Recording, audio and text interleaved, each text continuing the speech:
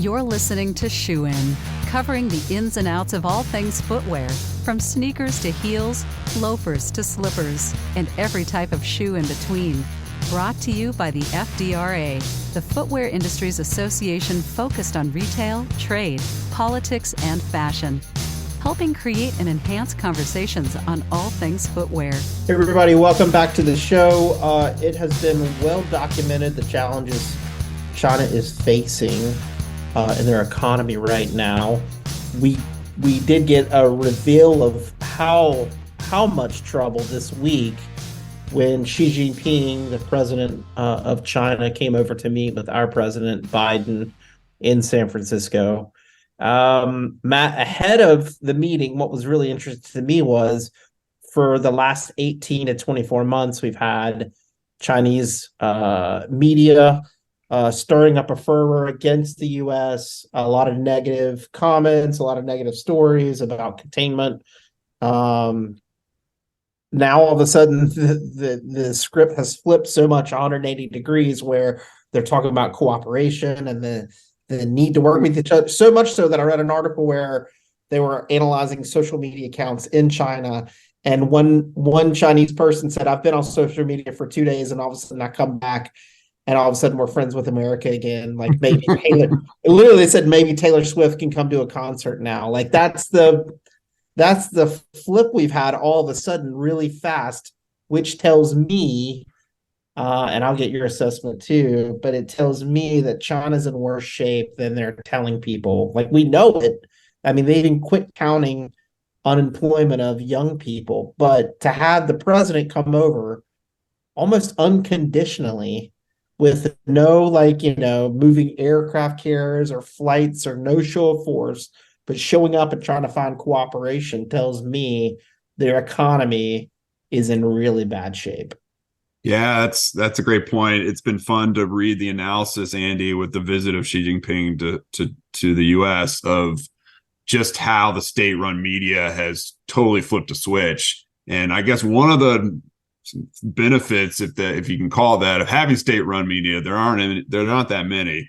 But one of them is that you can kind of understand the strategy of the regime when depending on what the state-run media is saying. And it was getting chippy, and it had been chippy for quite some time. It was almost Trumpian, but from a Chinese perspective, media-wise. And now it's turned into, remember that time Xi Jinping lived in Iowa and toured farms? He's got some buddies in Iowa he still hangs out with, and we love America. And hello, old friend, double handshake as they met in San Francisco. So you're right. I think it's very, very telling. And the question comes down to, how the U.S. responds politically. And so we'll bring Thomas into this conversation because, Thomas, we sent a letter under my pen to Secretary Raimondo and Ambassador Catherine Tai, USTR, this week. Secretary Raimondo obviously being a commerce, talking about the need to remove 301 tariffs in this environment and to rebalance the tariffs that we place on Chinese goods. Now, I've read a lot of the readouts of the meeting between the two presidents. I haven't seen anything on trade just yet. Everything's been fentanyl focused, reconstituting military communication between the Pentagon and the Chinese military operation, et cetera.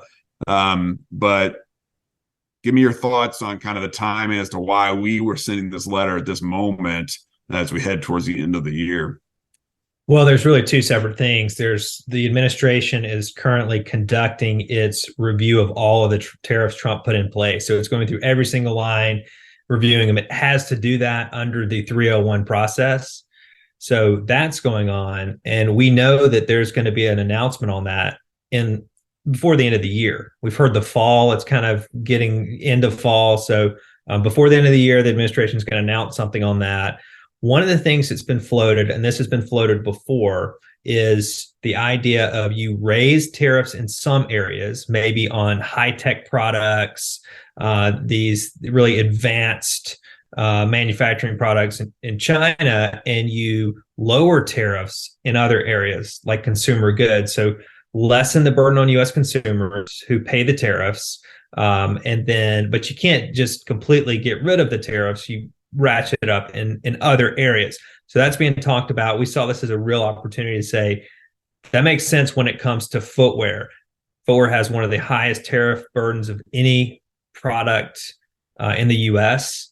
I mean, some rates, they reach 38%, 48%, even higher than that. And so we highlighted this. We also highlighted in our letter that the fact that this was not part of the initial investigation into China's IP practices.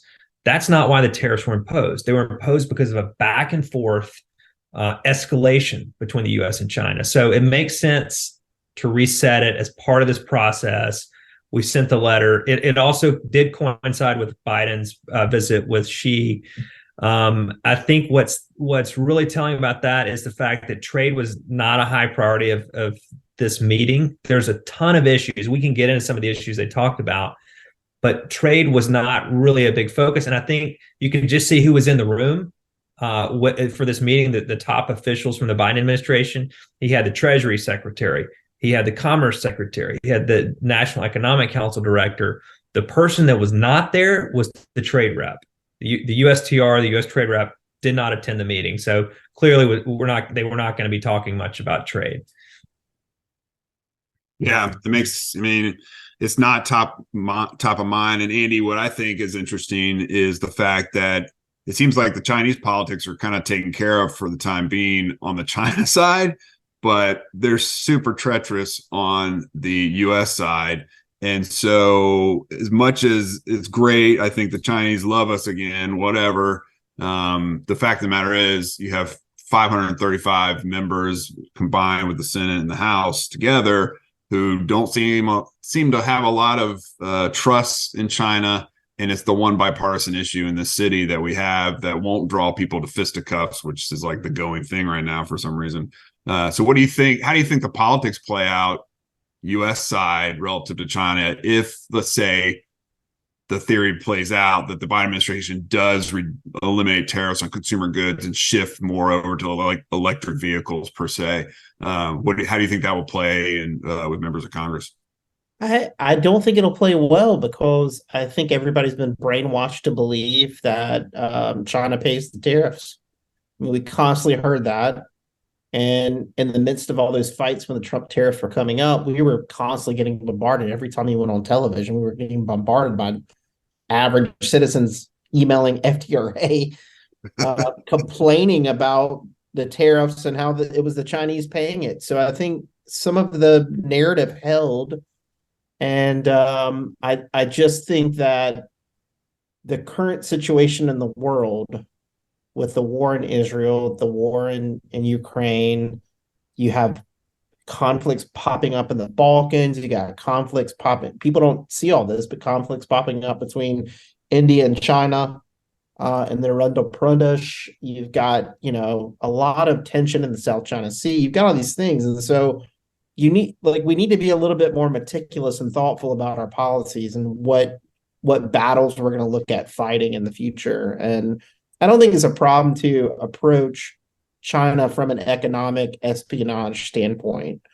And we approach the same thing with other people. And from an intelligence standpoint, Israel is one of those allies that we have that on the intelligence side, we had to stay very focused that even Israel is looking at what we're doing and looking at our secrets.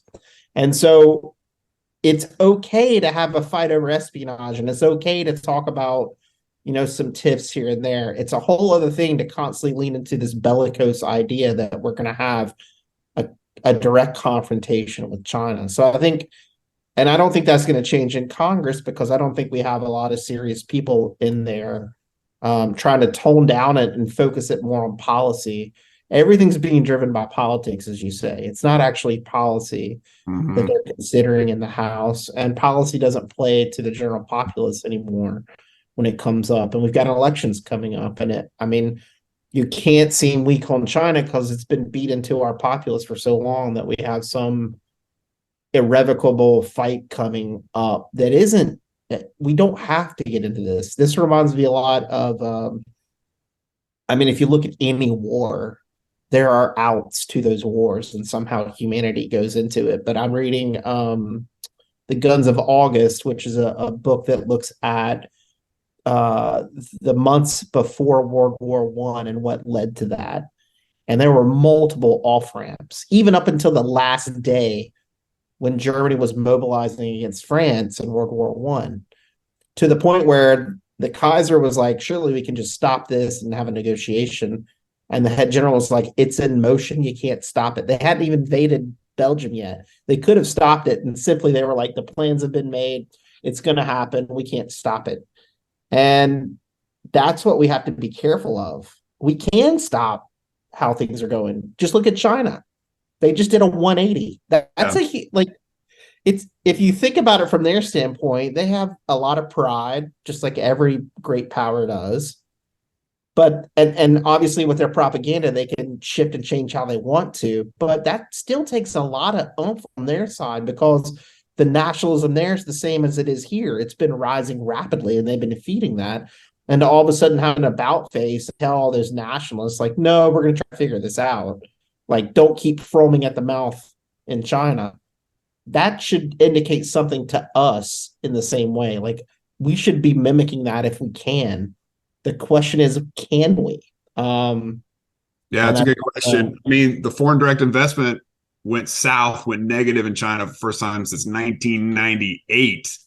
So that right there is like the data point that points out the 180 for China, when you're no longer attracting investment in spite of with the rhetoric and with the nationalism, and you spook people. And Xi is not an inevitability, right? Even though he's in his third term, if you're not employing people and there's disruption in the population, then he's going to be hard pressed to maintain power. But I want to go back to this point, and Thomas, I'll bring you in on this. The point Andy made about kind of the idea that China's paying. I posted this letter that we sent on LinkedIn, and it got a lot of thumbs up and high fives or whatever.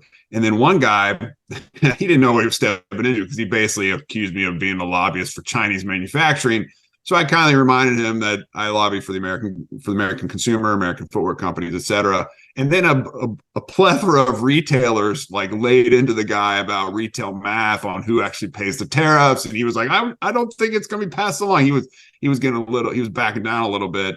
But it showed me the passion, or maybe the disconnect in what is politically thought to be true on who pays these tariffs, Thomas, and what is actually factually true. And that's hard to overcome. It's hard to kind of bridge that gap with facts when you have a political narrative already baked into your mind. Yeah, I mean, it's a really complex issue with China too, and I think that just shows the problem of social media and just the environment we're in, where everybody's so dug into their position on these things. And I think with looking kind of broader, there's so many issues that we have to work with China. I mean, the world's two biggest economies are going to have to work together on some issues, and it's not a zero-sum game on everything. And I think the administration is going to be a little more nuanced in this than Congress. They're on the foreign policy side, where members of Congress can just really, be very, have heightened rhetoric on China all the time. You come into this where you see, Biden did take a few issues where, hey, we want to work with you on this. So for example, climate change, the climate issue, that was addressed. Another one, fentanyl coming into the U.S. Let's work on that. Let's create some sort of an agreement, some sort of a process is going to address that. And then also some military cooperation, things like that. So there are things that we do have to work with on China. And Andy said it earlier, there's just a huge misconception that, and I think it's because both political parties kind of, they both rejected the TPP, the leading candidates of both political parties during the 2016 election. They both dug in. The Democrats have been traditionally not free traders. And I just think the public sentiment has shifted so much on trade that it's kind of hard to really explain to a lot of people that, China is not paying the tariffs. They are paid by U.S. businesses and then by U.S. consumers who bear those costs. So It's a real challenge getting around that issue, and obviously you saw that play out with those comments. Well, I also think it's in some of the conversations you guys we've had with Congress, like the other problem is the nuance around trade policy. Like all the conversations feel like we're in the 1980s talking about trade instead of the way production works and comparative advantage and international supply chains. Like everybody's so focused on finished product, like the end product is like paramount. But for footwear, we've got 60 plus materials coming from several continents into a product made somewhere. And increasingly, it matters less at the end, where the factory, like obviously with all those things, it does matter. But in terms of like cost and value, where the end production is of less consequence than ever, it's more important, those extended supply chains now and the value that comes in from the U.S. side on the design and the IP and increasingly the management of all that. And so all these conversations, well, we got to get out of China and it's still made in China. It's like, yeah, but like we got cotton coming from the US that goes into the product in China. We've got soybeans and corn coming from the US processed and then going into a product into China. Like, so now we're talking about farmers in the US and the ability to expand a US farm market into footwear, which we're now like shutting down just because it's made in China. So it's the nuance again is lost. And I think it was very positive that they met this week. It could have gone the opposite direction. True. But I think the good news for our industry is like in reading the tea leaves, costs, because we're still manufacturing a lot in China, still close to 60% maybe, the cost will go down. There's going to be labor surpluses because you got people unemployed, and what do you do with that? So let's see what happens with that over the next 12 months in China. We might see migrant shifts again, like we saw, even 5 or 10 years ago. Let's see it on that. But costs will go down. The tension will go down. I think it's less likely, in my opinion, and looking at this and studying this for so long, like the Taiwanese issue will sit there. But if you've got Xi Jinping coming over and trying to smooth things out, someone's going to say, oh, it's a false flag. Like maybe they're tricking us. But honestly, there's no way with their economy the way it is, on the teetering brink, propped up because of the property issue. I mean, you have to understand most of the GDP in China is based on property sales by local government, like over 30% of it. So when that starts to teeter and your tech industry got slammed because the US contained it wasn't a tech containment. So all of a sudden those jobs went away. The Communist Party also contained it because they felt like it was making too much money. So they clamped down on it. All these kids did computer science and now they got no jobs. And so all of that comes into play and you start to think like, would you really want to invade another country or another territory or whatever you want to call it, not to offend anyone, but like, do you really want to invade Taiwan at this point? It doesn't seem like great timing. And I think are the heads of their pets falling off? They got no jobs. Gotta be, but like, but the fact, to your point, Matt, he invited these CEOs up to come meet on foreign investment. They got to be frightened. Yeah. And I think they thought that the Forced Labor Prevention Act was something that might be short-lived or not codified or like not stringent, but it served the office. They misread it because now people are actively trying to decouple, and it wasn't just a buzzword that companies are actively trying to get out if they can. And so I think they're just trying to stop the bleed at this point in their economy and trying to see where they can. But to have the propagandists do a complete 180 is something I've never seen from China in 20 years. I've never seen that from China. Yeah. So that tells you they're in bad shape. They're looking for an out, and it's incumbent upon us to provide a soft landing in this instance, much like and I'll compare it to George H.W. Bush when the Berlin Wall fell. And obviously there's two different scenarios, but the reason why he did a great job was he soft landed that. He could have punished USSR and claimed it was always going to fail and like lean into that. He didn't. He had to make space for that in the international realm. And at this point, Biden has an opportunity to do the same thing where it's like, all right, they're willing to work, we need to find the space where that can happen instead of reverting back to this bellicose state where it's like, nah, we're just going to keep beating you down until you submit further or whatever. So it'll be interesting to see what happens. And I don't think we're going to see a 180 from the U.S. when it comes to tariff policy. I think there's going to be some tariffs that stay in place. And I even think if there is a rollback of consumer good tariffs, they could create another exclusion process. They could create something that makes it kind of less of a dramatic we're getting rid of all these tariffs, but that is being talked about. I mean, that is actively being discussed, and it's been discussed for a while. Is you do have this impact on U.S. businesses and U.S. consumers, and it's about figuring out a way to message that in an election year or heading in an election year with consumers that many of them like the idea of the tariffs.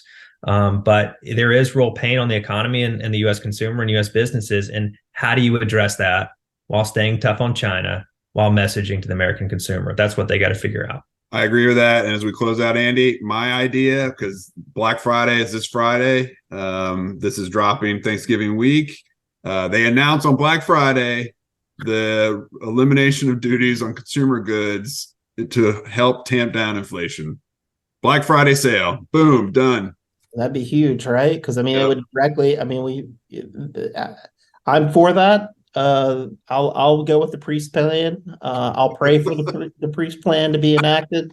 I'll say whatever you need. I'll go into the booth. I'll confess my sins, just across the line, if it helps other people. But it is. I've been thinking about the inflation stuff, and I've been talking to friends about it, about our economy, and what's all this angst, right? The economy looks in good shape, but everybody feels negatively about it. And everybody's like, well, the consumer doesn't understand. And I think what it is we feel like we're being taken for a ride. Mm-hmm. Show up to the shop, you were paying $5 for it, now it's $8. And you feel like in your gut, like, I feel like they're screwing me here, right? Mm-hmm. And I think that's what it is. And so if we can get at that and chop off 10 or 15%, the head of the snake as it comes into the U.S. and actually see that at retail, because in a competitive market, someone's going to cut it down, right? Yeah, for sure. So I'm all for it. I would love to see it. I just don't know, but if prices come down in an election year too, I mean, that's another. That's a whole nother angle of this. Well, if they're going to do it, now's the time to do it. I got to figure that out soon. Like doing it, burying it within the Thanksgiving season would be very smart before the campaigns really kick up. Because once we hit January, you're going to start to see primaries start to come into the fold. So getting that out of the way, if they are going to do it, now's the time to do it. The question is, can they extract something else from the Chinese too to make it palatable? And I don't know what that would be, but it would be very interesting to see. But at least there's some positive developments, right? Like there's some. We'll take it. They met. Finally, some after years, right? Finally, some positive.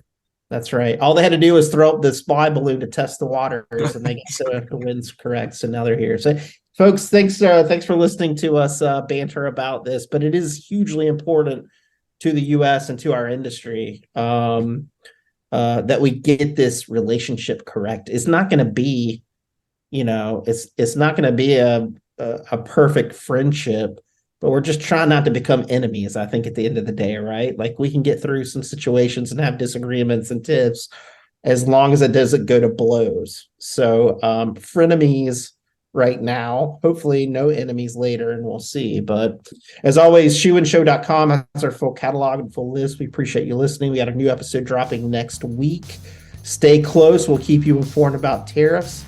We're leaning more into that than ever before, trying to eliminate these costs for footwear consumers and footwear companies. You got to stay close. You got to join FRA to help us keep the movement alive and keep going.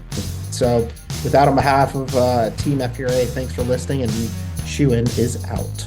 Shoe In has been brought to you by the FDRA, the Footwear Industries Association focused on retail, trade, politics, and fashion, helping create and enhance conversations on all things footwear. For information about FDRA, visit fdra.org.